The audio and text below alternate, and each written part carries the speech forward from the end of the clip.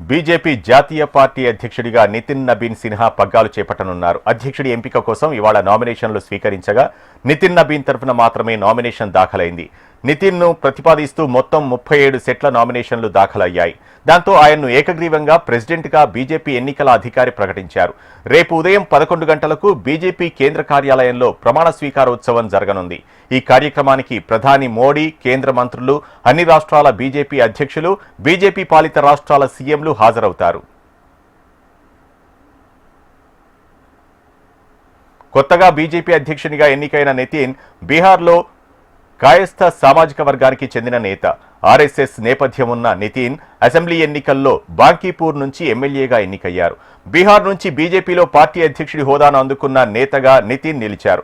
46 ఏళ్ల నితిన్ను ఇటీవల కార్యనిర్వాహక అధ్యక్షుడిగా పార్టీ ప్రకటించింది. పూర్తి పగ్గాలు కూడా ఆయనకే అప్పజెబుతూ బీజేపీ అంతర్గతంగా ఆయన్ను ఏకగ్రీవంగా ఎంపిక చేసింది. పార్టీలో యువ నాయకత్వాన్ని పెంపొందించేందుకు నితిన్కు బాధ్యతలు ఇవ్వాలని నిర్ణయం తీసుకుంది.